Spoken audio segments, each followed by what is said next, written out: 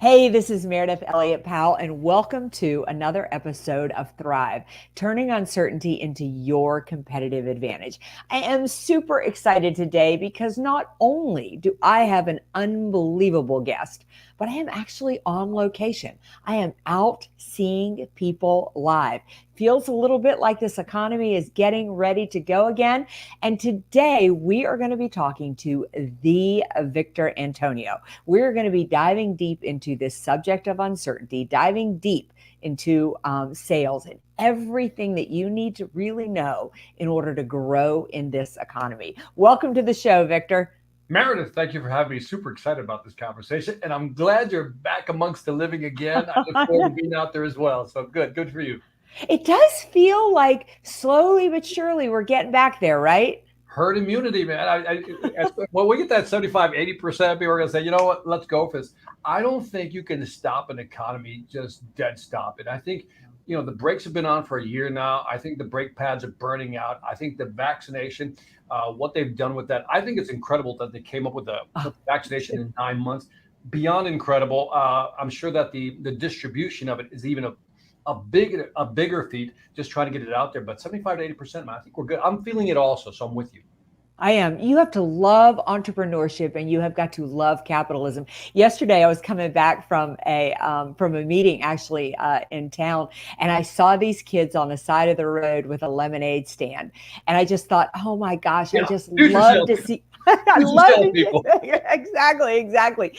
So, Victor, we are going live right now on LinkedIn, and I can't imagine there isn't anybody left who doesn't know you on LinkedIn and most of the social media channels. But just for those couple of people who don't, tell us a little bit about you and what you bring to the table when it comes to sales and business growth. All right, I'm the guy that started out as a nerd, actually. So I have an electrical engineering degree, an MBA. I started out in engineering, writing software, testing hardware. Then I moved into application engineering, and then I moved into sales engineering, where I used to travel with salespeople. And then one day, somebody says, "Hey, you sound like a capitalist. You look like a capitalist. Would you like to get a little more money with your technical knowledge?" To which I said, "Yes, I think I would." And then I got into sales, and then eventually moved up the ranks, landed at president of sales and marketing for a $420 million company. May 9th, 2001, 3:48 p.m. That's almost 20 years ago. I decided to call it quits, do my own thing. And I've been doing sales training now for about, I think, 12 years now. Because I said, Wow. let me go back and do some of this I know I'm good at. And so I enjoy it, man. I love what we do. Well, it is incredible, and I think it's one of the most important skills out there. I just popped your website up on the screen. I really encourage people to go out there and check it out. Now, Victor, the premise of this show, what we love to talk about on here is uncertainty. And so I'm curious, what are you seeing in the marketplace? What are some of the biggest challenges you think sales professionals and or business owners are really seeing today? First of all, I'm going to strongly disagree with you in a very beautiful way that sales is one of the skills you need to know. It is the skill. I don't These care who skills, you are. I It is love it. the skill because, and I think we both agree with that, right? That if you Yeah. can't sell, look, I always tell people, look, you're selling a bunch of things. You're selling a product, service, got that. But sometimes you have to sell the goal. Sometimes you have to sell the idea. Sometimes you have to sell the vision. Sometimes you have to sell your enthusiasm and get people going. So I think sales is the only profit and loss center department in any company where we carry the weight of the quota and we got some expenses to deal with. So I think we are the walking individual business unit that drives everything, the economic engine we call capitalism. Having said that, uh, when I look at uncertainty, I mean, we've just gone through a lot of stuff. I don't want to beat the pandemic to death because everybody else has, right? I think last Right. year we talked about the word pivot, and that was abused. This year we're going to abuse the word hybrid. Trust me, we're going to abuse the word hybrid. But what will happen is when we talk about fear and uncertainty, especially thriving in this uncertainty, I think what's interesting is that how people react when confronted with adversity. You always know that adversity reveals character, right? And some people have shown a lot of character during this pandemic because, as we were going through that transition, you went through the same thing, Meredith. We had to Yeah. go, how do we figure it out?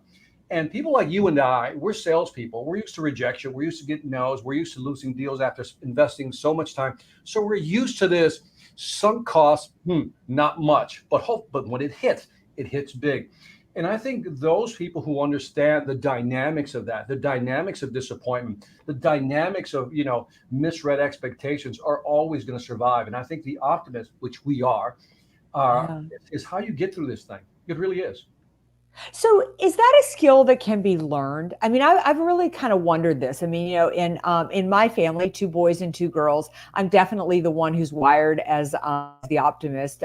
Both my brothers are pretty wired as, boy, the glass is so half empty. I mean, they can suck the life out of the room and nothing flat, you know. We all have some of those in our family. Always like, oh, They're here he also comes. Here she comes. Yeah. they're also incredibly bright, right? Like, so I've never been one to overthink things. But if I am somebody out there, because what I did notice with this is that a lot of people struggle. A lot of people don't just pick themselves up, brush themselves off, and move forward. If I'm somebody who does struggle with adversity, is that a skill that can be learned? Is optimism a skill that can be learned? I believe it is. I strongly believe it is. I read a book years ago by Dr. Martin Seligman out of the University of Pennsylvania, who wrote a book called Learned Optimism. And Mm. I'll give you the cliff notes of the book. But this book, there's, you know how there's sometimes I have models in my head, like little things I use to kind of guide my thinking. The first big model I like to put out there is Stephen Covey's, 7 Habits of Highly Effective Yeah. People, and he had the circle of influence, right? Circle outside, circle of concern, you can't control that. In the middle, circle of influence, our job is to expand what we can influence. And that's usually our attitude, our behavior that will drive all the consequences. So I've always viewed as like, what can I control and what can't I control? Let's ignore what I can't control. So I think you can teach that. Fast forward, another 10 years later, Dr. Martin Seligman comes out with this learned optimism. And the cliff notes to this are as follows. He said, it's what we say to ourselves when we face adversity that determines whether we're an optimist or a pessimist. Now, I'm not going to do him justice or the book justice, but here's my attempt at it. He said, we have something called the explicatory style. It's what we say to ourselves when faced with adversity. And he said, for example, there's 3 aspects of what we say to ourselves, 3 features, so to speak. The first one is you take it personal. Pessimists will say, I'm such an idiot. See, I'm just not good at this. That's taking it personal, right? Then he says, Yeah. there's this permanent. No matter what I try, things will never change, right? Then there's the third part's pervasive. No matter where I try, what I do, nothing ever works for me, so why even try? What he figured out is optimists take those 3 aspects. When something goes wrong, they go, instead of taking it personal, say, I'm an idiot, they go, that didn't work. What do I need to do different? And they ask Mm. themselves a question, what do I need to do different? When something happens, it's never permanent. Well, that didn't work. Let's try something different. Or pervasive. Well, didn't sell there, but maybe I can sell over there, because they realize that where can I sell? And in a nutshell, pessimists say things to themselves. Optimists ask themselves, what can I do? And it's an open-ended question in terms of what can they do or what can they change. So I think you can learn that. And I'll layer just one more thing on top of that, and that is mindfulness. I used to laugh at the word mindfulness. I used to just ridicule people who used to talk about mindfulness, right? You existential, cowards, you come back down to reality. But what I realized is that mindfulness is really about just kind of pausing and listening to your brain thoughts, to what your brain is saying. And I think you can catch yourself saying these things. And if you catch yourself saying these things, then you know where you stand. Then you can correct that, mental conversation. If you're a manager and you hear this language from your people, then you can connect them. Yeah, you can correct them. So I think it is teachable. And I think you yourself can actually teach yourself how to catch yourself when you go down those black rabbit holes. You know, what I love about this is that in essence, what you're telling us is that the things we need to be successful, we're 100% in control of. You Everything. know, I can control what I say to myself. I can control if I pause and listen to, what's happening in my mind and my gut. That is really powerful, don't you think? And that's why I think, yes, and that's why I think the circle of influence really gives you the structure for that, because you can control that. And so when people say, I'm helpless, I can't control, I'm like, no, no, you're not. You choose to be. And there's the decision, right? You choose to be helpless. And some people say, well, Victor, you don't understand certain people's circumstances. I mean, you're talking from a kid who came from the inner city Chicago. Okay, food stamps, government cheese, powdered milk, gangs, drugs. I got the stories. I got the violin. It's a big violin, by the way. And I had to learn how to change my mindset. And so a lot of that has to do with being aware of how you think and being around better people, obviously. So let's dive a little bit into your story. I mean, there you are growing up in Chicago, and you got all the odds Right. stacked against you. And we know that because so many never make it out of that environment. What was it? Where did you start to learn, and what did you start to grab on? And audience, the reason I want you to understand this is because we may not have all been raised in, on the streets of Chicago, but everybody's got their challenge. Everybody's got their stuff that is where the odds are stacked against them. And if you can grab that sliver, that's the thing that's going to pull you through. So where did it start for you? So it's interesting. Tied it back to the theme of thrive, right? Staying on topic here. I could not thrive in my own neighborhood. That's the reality. Here's what happens. If you want the real story, here it is. So, I do. My family's originally from Puerto Rico, right? So my father and my mother, I think my mother had a third grade education. My father had a fifth grade education when they came from Puerto Rico. Now, for those of you who don't know, because I have people ask me this question, did you need a green card to get here? No, Puerto Rico is a commonwealth of the United States. I hate that question, right? So they came here and they didn't speak the language, had no education. So they had what I call black collar jobs. Why were they black collar jobs? Because they were so dirty and filthy. Because I would have to go and visit my family at the factories. And so it was just dirty. My father, I remember blowing his nose. I just watched him and just black stuff would come out of his nose. And so my mother was always about go to school, get the education, get the JOB. Go to school, get the education, JOB. What a script, right? Go to school, get the JOB. And so what did I do? Got the education, got the JOB, right? And so, but I was still in that neighborhood. And people say, well, how did you get out of the hood, right? Because I was literally surrounded by it all. Like all the stuff you see about Chicago, it is true. And all that stuff, I mean, you hear the gunshots at night. Yeah. Either somebody got killed was not a novelty. It was like, ooh, that's not good, right? And so, but I knew, because my father had threatened me indirectly. He said, if you don't go to school, you'll have to come work with me at the factory. So I was motivated by fear, the fear of going to work at the factories. I'm like, I ain't doing that.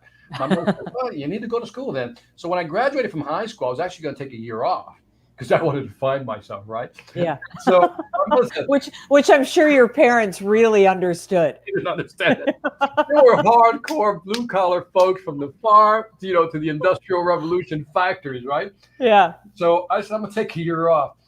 And then my mother said, no, if you take a year off, you have to go to work with your father's factory. Now, I'd been to the factory. I go, no, I don't want to do that. I had a teacher. His name was Penagakis. I don't know what that last name comes from, and he's like, you're not taking a year off. This is in high school, fourth year. He's up senior grades. He says, you're not taking a year off. He literally walked me over to the council. Let's get this guy signed up for some colleges. Let's start writing stuff. I'm like, kind of pushy, kind of bossy. Yeah. But I said, all right, well, I got to go because and I remember I decided to pick the college I picked was the Illinois Institute of Technology, which is like the MIT of Illinois. And the only reason I chose that school was because it had the lowest matriculation fee. Like it only had to submit $50, to actually submit the application. Everything else was like $200. We didn't have that. So I got accepted. I was like, all right, let's start going to college. So I started going to an engineering school. Now, at that moment, this is the part that gets really interesting. At that moment, we lived in before going to college, I lived in a predominantly Hispanic and Black neighborhood. If there was a couple of Caucasian kids, you're like, what are you guys doing around here? Are you guys lost? Right? Or, they were like spotted owls in our neighborhood, right? That rare spotted owl. And so all of a sudden, I'm now thrust into this college campus where it's now global, right? You meet people from the Middle East, from Asia, from all over the world. You meet Latin Americans. People always assume all Latin Americans are the same. They're not, right? So you meet everybody, right?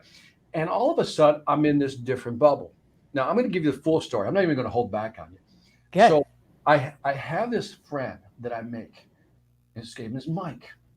Mike was white, like my first official white friend, right? And one day I said, Mike, because I found out that Mike was poor. It's a true story. I'm not joking about this. I go, Mike is poor. I go, Mike, I got a question for you. I remember this is a thing. I'm only 18, 19. Right. And I said, Mike, how could you be poor? You're white. And he goes, and he looked at me like, what are you're an idiot, Victor? And it was at that moment, that stupid little story, but it was true. At that moment, the great shattering began. Because in the neighborhood, you're conditioned to believe you're in this hermetic sealed bubble. That success, and people tell you success is not for you, it's for other people. Now I go over here, and most people don't realize that in terms of population, not percentage, the poorest population in the U.S. is white. Mm-hmm. The majority of people who use government assistance are white. Yes. I didn't know that, right? So he tells me, he laughs at me. We were great friends after that, right? But then I started questioning everything around me. I started asking more questions, but now I'm hanging out with different people with different perspectives. And that to me was like, if there's an anthropological culture shock, that was it. And that's Mhm. when we started changing. And then I started, working every summer. I did an internship somewhere. And that again, the myths started breaking down. And I realized that there's so many opportunities. So when I graduated from college, I mean, I had interned every summer. When I graduated, I had a job waiting for me. And then I moved to Minnesota. Yeah, for sure. You betcha. Right. And so, but that transition from high school neighborhood to a new place where you're e pluribus unum, just one of many, was Yeah. such a switch. And that's why when people say, who you hang out with determines your level of success or how much you grow, I'm never going to argue that because I know that is for a fact real. And so that to me, I wasn't able to thrive in the hood. But when I got to college and I got around people who had the same goals, who wanted to achieve the same thing, for them the question wasn't should I go to college? It was what degree am I going to get and how many Yeah. degrees am I going to get? I'm like, oh, what a different mindset. And so when you're around people with different mindset, higher level goals, you tend to level up. Yeah, I also think that, again, once again, you're pointing out something that we control. I mean, if right now you're around a bunch of people who are struggling, start to move into, I just believe by osmosis, Mhm. that if you can just get around other people, even if you didn't do anything differently, it'll just start to, for lack of a better way to put it, just infect you. I mean, you just can't help it but go to that but go to that next level. And I think it is so important in an uncertain environment. I think it's really powerful what you're saying too. I do a lot of volunteer work with like the Boys and Girls Club and things like that. And one of the most important things is to take those children from disadvantaged neighborhoods and take them to an atmosphere where they can see what's possible. And I know for There's the me, key word. oh, There's the key word. They can see it. They can yes. see. I mean, that's the key word right there. They can see. I'm sorry, I didn't mean to interrupt. No, no, no, no, no. And it's everything. Like I certainly grew up in a home where we had advantages, but I grew up in an alcoholic home. And I thought because of an alcoholic home, I thought I was limited to what I could accomplish until I met a woman that I worked with who she just walked into my office. She looked perfect and she sat down. She said, I have a check in every box. Let me tell you about my parents. Let me tell you about this and that. All of a sudden, I realized that what I viewed as my limitation didn't have to hold me back. Again, something I am just amazed by how much we're sold a bill of goods we don't have control and how much we do have control. The whole victimization thing really drives me nuts, especially in today's environment. Yeah. It just drives me nuts. Uh, because I've seen at being a child of the '60s and the '70s. I saw how things used to be back then, and I'm telling you right now, things are real different. I've traveled the world globally, and I'm telling you right now, we here in the U.S. have issues, but I'm telling you right now, I'd rather be no place but here. Right? When I come home, I'm always kissing dirt, if you know what I mean. Right. God bless the USA type of thing. And so, but I think that the more you can travel outside your environment, and I think this is interesting because there was a stat, I don't know if it still holds, but I'm sure it's close, is that 75% of Americans don't have passports. Okay. That Wow. means that they don't have, only 25% have passports, which means 75% will never see anything outside the US. When I travel globally, like whether it's the Yeah. Middle East, all the way down to South Africa and Asia, it was interesting how when you meet people, the more you meet people, the more you understand that, we have a lot of advantages here. I mean, just incredible advantages here. But again, it's who you hang out with, right? It's all what you feed the brain. And all this thing you talk about, we have that control. But you pointed out something that you had a lady, just like I had Mr. Penagakis in high school. Yeah. And then in college, I had a guy, Hispanic gentleman by the name of Octavio Mateo, who was always like checking in on me, like, how are we doing, Victor? Are we okay? And I'm like, yeah, I'm okay. And it was just he constantly hovering over me, like checking in on my grades. He would go talk to professors. And you need people like that. Yeah. And so when we look at our careers, I look at my career and I think of all the people that allowed me to thrive, who saw I was hitting the ceiling and said, we need to give them to something else. It's amazing the people that have helped me get to where I'm at today. I can name them. I can see them visually in my head. I agree with you 100%. I think there's something that you had said earlier really leads to that. I loved when you said that you started asking yourself questions. Mhm. I had read years ago that instead of, like if you're trying to get healthier and you sit down and eat a bowl of potato chips, then rather than berate yourself for eating a bowl of potato chips, you start asking yourself questions. Well, that's interesting. If like I want to lower my blood pressure, wonder why I eat potato chips at 8 o'clock at night. And the idea around it was a neuroscience article. The idea is when you ask your brain, when you berate your brain, when you Mhm. berate yourself, your brain starts to find negative things. When you ask your brain questions, it starts to look for the answers. For a and solution. and you're so that's what you want to groove in there. So I think that in a lot of ways, I feel like you and I were lucky in that people came into our lives, but I do just wonder if we were wiring our brains to see that. I do wonder if people out there, if we have the answers around us quite a bit, but we miss it because we're locked in that negative attitude and that pessimism. It's funny because I often get the question, when I do get the question, I said, Victor, if you had to go look at your life, and would you change anything? Which is a good question to ask, right? Would you That's good. change Yeah. looking back at your landscape called your life? Would you change anything? And the first question I ask myself, it's the only question to ask yourself to be able to answer that question, is to ask yourself, are you happy with where you're at? Yeah. Well, if the answer is yes, then no, I don't want to change anything. Yeah. Right. Much like the whole butterfly effect, right? Flaps his wing in Hong Kong and there's I guess, a tornado or something, a hurricane in Brazil. That if you were to change any one thing, a lot of things would ripple out and just probably create this whole chaos, right? And I think that if we honestly do an assessment of our path, there were so many places we could have gone wrong. Yeah. This is why I withhold judgment, when I'm talking to people, because one thing could have just gone left on us. We could have been 1 degree off center, and we wouldn't be here today. By that I mean doing what we're doing. And so I think we have to be very cognizant of the fact that you and I, if we're happy where we're at, that we've been very lucky. That path was very nicely shaped for us, and we didn't veer off where it could easily have happened in many cases. Oh, I agree with that. I agree with that 100%. I mean, I think the things are there for the lessons that you learn. And I know I wouldn't be grateful for the things I have now had I not gone that road. I think facing adversity young in life is actually something that you're lucky to have. And I always say about the problem with being a victim, as much fun as it is, I mean, it's fun to go, sit down with you and complain about our lives.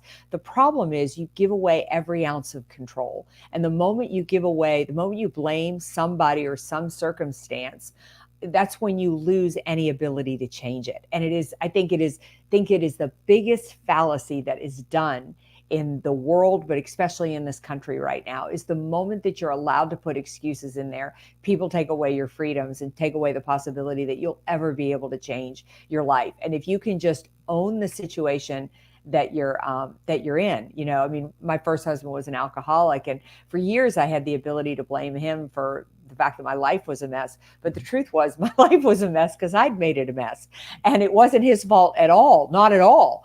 And once I owned that, oh my God, it was like everything started to change. And that's what you want to do. You want to own your circumstances, even though some things are not fair. But the moment you do that, you can completely change the story.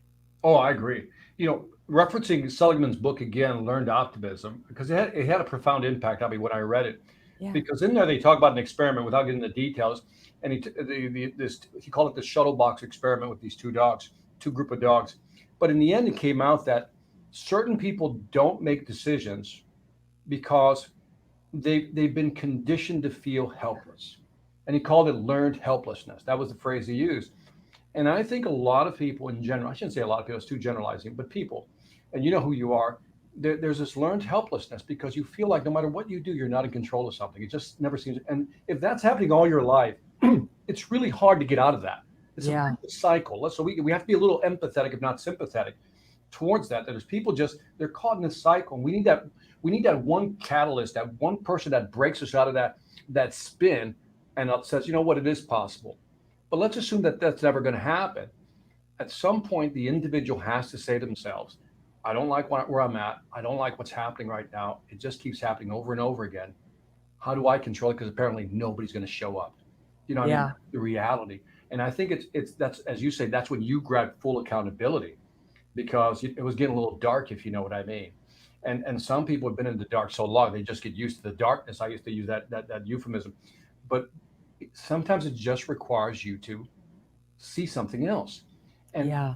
I learned so much. One of my biggest, I guess, guides was I started reading. I never finished a whole book all the way through college. I never really read. I skimmed books. I never really read them. When I graduated from college, uh, 3 years into my gig, I hated my job. Like hated it. Like, why did I do this? Well, I knew why I did it. It was for the money because we were poor. Engineers make Yeah. money. That was my equation. Engineers equals more money. Yeah, let's do it. Right? And so 3 years into the gig, I don't like it anymore, Meredith. And I remember I started this quest and I started reading everything, like literally everything from philosophy, social sciences, the whole. I mean, I just started reading anything I can get my hands on. I remember the first time I read, was it Nightingale? I forgot his first name already. He was my favorite too. Uh, Earl Nightingale. Earl Nightingale with his deep, raspy voice, The Greatest Secret, and The New Lead the Field. That's when Zig Ziglar, Wayne Dyer, I started just consuming this content and then started expanding on it. And the more I read, that became my, I talk about that catalyst, the thing that pushes you out of that habitual loop. When I started reading those books, it's like, you start filling yourself with possibilities because other people are talking about Yes. it. Like, well, they're doing it. Why can't I? Right. And that was my mindset. I always look for social proof. Anytime I want to do something, I just look for somebody who's doing it. I say, are they doing it well? Are they making money? Are they having a good life? Yeah, I can do it. Because if he can do it, she can do it, I can do it. And I think So that's true. important. So I think that's so key. For me, the very first book that started to turn it for me was Seed of the Soul. I forget who wrote it, but I read that book and it just started to change my mindset, which is really what we're talking about, is you need something to shock your system just a little Right. bit. But I'm curious, how did you go from engineer Mhm. to sales guru? Everybody has. How did you make that leap? All right. So again, we're going to have some honest conversations here. Okay, So, good. so, so, so I'm an engineer. I just told you why I did engineering, Yeah. purely for the money, right? And I was like, I'm gonna do it for the money. And so 3 years in, I hate it, right? So then I went into application engineering because it was more removed from engineering. Instead of actually coding and testing with probes, I'm actually putting boxes together. I call them, pieces of equipment. And I enjoyed that for a while. I got to travel with a few salespeople. Then I moved into sales engineering because I kind of like traveling with salespeople. And then one day somebody said, hey, would you like to make more money? Because you can make more and you got the technical background.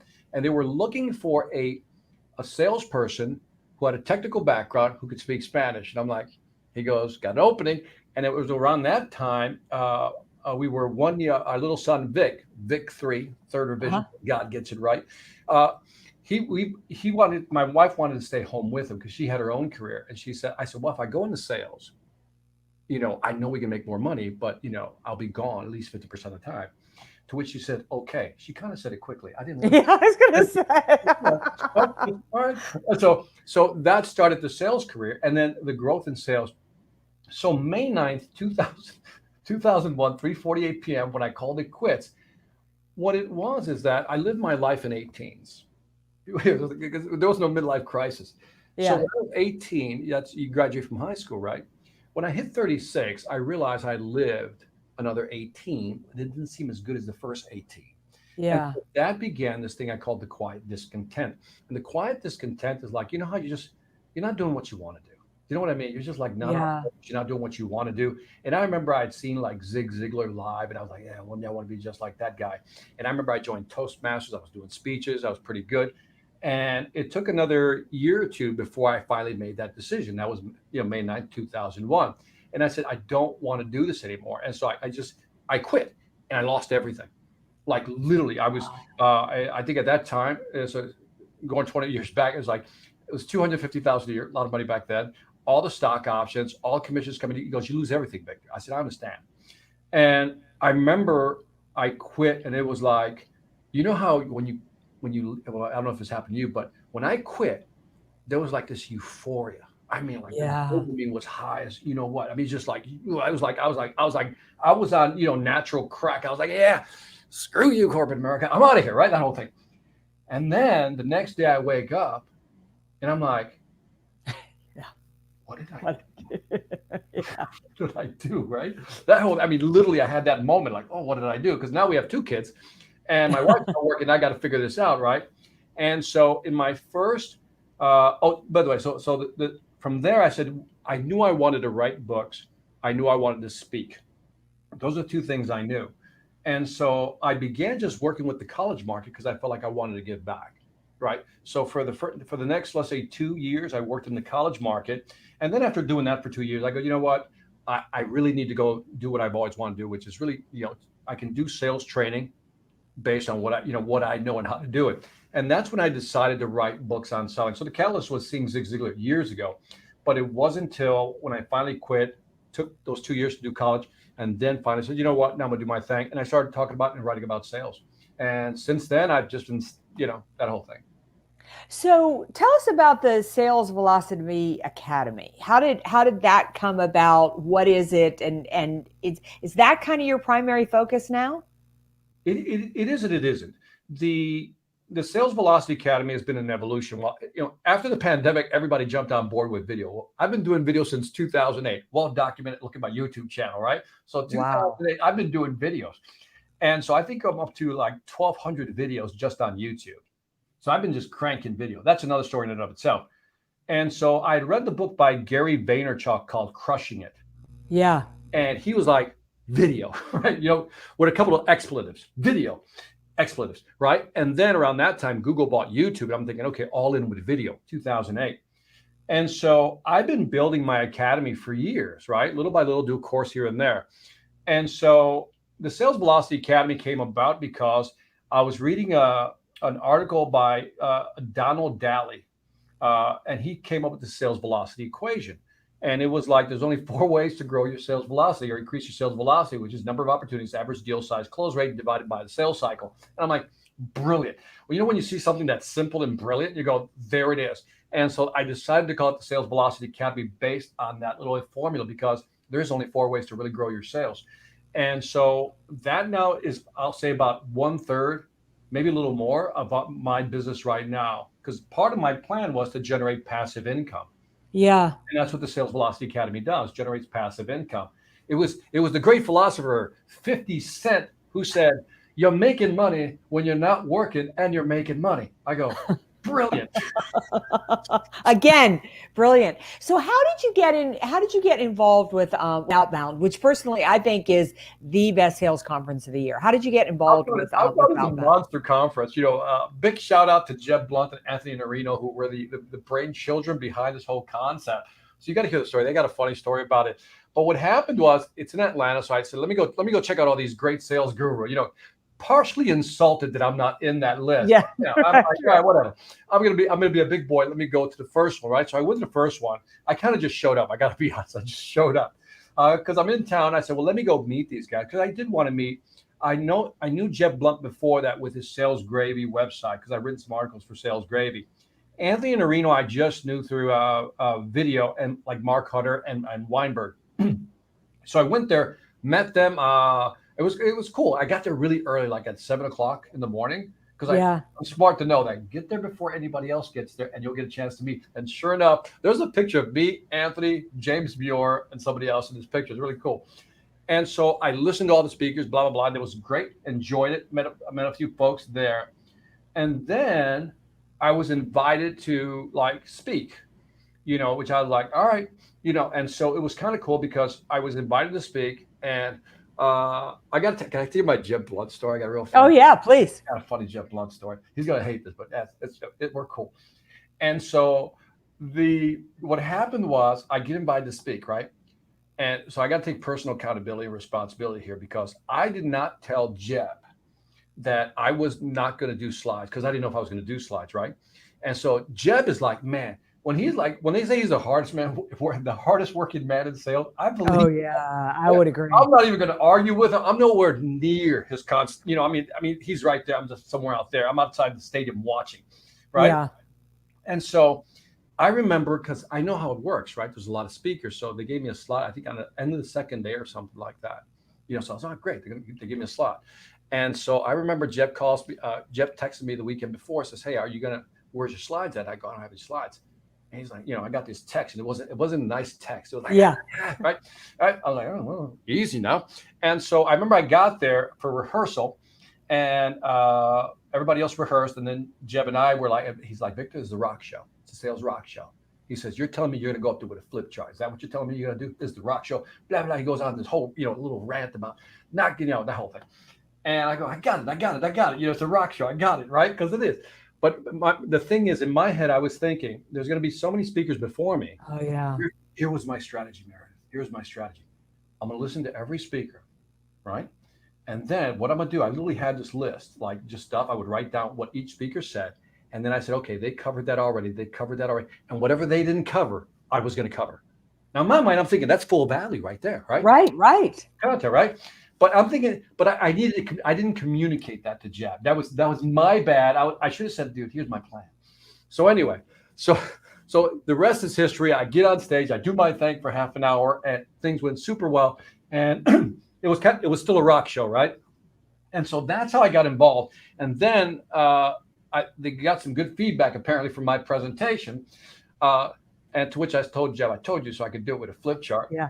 I did that. And then they were nice enough to ask me to be part of the, I call them the 4 horsemen, whatever, you know what I mean? Yeah. And I think Mine Weinberg, who's a brilliant genius, was going to do his own thing. So he made some space for me. And so I was really honored that they came to me and asked me to be part of the, I guess, the front line. And so good people, very cooperative. It is a great conference in the sense that you're going to have the best of the best there. I was actually intimidated by Colleen Francis. Yeah. Tell her that she's a powerhouse. Well, I was like right after her. I'm like, oh God. So the night before, I'm like, oh man, because I had seen her speak. Colleen Francis is no pushover. Do you know what I mean? I'm like, oh my God, she's coming hot and heavy with the content, right? So I better be really good. And I didn't know what she was going to present, so I'm like, please don't have content similar to mine. The thing is with the flip chart, you can adjust any way. So if you hear something, I go, well, she has all this. That's true. And so I have plan B. So she went up there, she does her thing. I come up after her, and it's a very eclectic group. Yeah. Like you got some new speakers. Like you just interviewed Jeff Bajorek, right? He's coming. Yeah. He's going to be on board. I look forward to his presentation. James Muir, who I love, The Perfect Close. I know he's working on a second book. He's going to probably be on the main stage. You got Larry Levine. Who else you got? You got Cherry Leviton. You got, I'm thinking of somebody else here. You got the Go for Now, Andrea Waltz. Yeah. Go there as well. So you get this broad range of people, and there's a lot of new speakers. I also like the fact that there's a international flavor to it as well. A lot of folks come in international. It really is. I mean, for the price, I don't want to say all your favorite, but a lot of your favorite speakers are going to be there. And this is almost like a no-brainer. You should go to I agree. You should go to outboundconference.com. You can find out more about it. All right, Victor, it is hard to believe, but we have come to the end of the show. I've got 2 last questions for you. One is fairly easy. How do people find you? How do they find out about you? How do they find out about sales velocity and all the incredible things that you offer? And what is your biggest piece of advice? If people want to thrive in an uncertain marketplace, what is your biggest piece of advice so they can make 2021 rock? Love it. Victor Antonio, just type it into the Google search engines. I'm that popular, kind of. That's right. Joking aside, Victor Antonio, victorantonio.com. The biggest lesson I've learned about thriving in any economy is in Spanish, in Puerto Rico specifically, there's a word called brega. Brega means you find a way. Brega. So when somebody says Love that. You got to bregar. Bregar means you find a way. And there's always a way. There really is. You just got to find a way. So if you say you're in brega mode, you're estoy bregando, that means you're working it. You're figuring it out. And no matter what your challenge is, I'm telling you, you can always figure it out. Oh, I love that. Brega mode. That's going to be our new mantra. Brega mode. Yeah. Well, Victor, I can't thank you enough for joining us today. This has been a really powerful conversation. I'm super excited about this episode and can't wait to wrap it up in a recording and get it out on the charts. I'm also excited to see you live in Atlanta at the Outbound conference in June. Really looking forward to that. And can't wait to see all of you next week right here, 1:00 Eastern, every week when we go live for the strategies you need to thrive in an uncertain marketplace. We'll see you next week.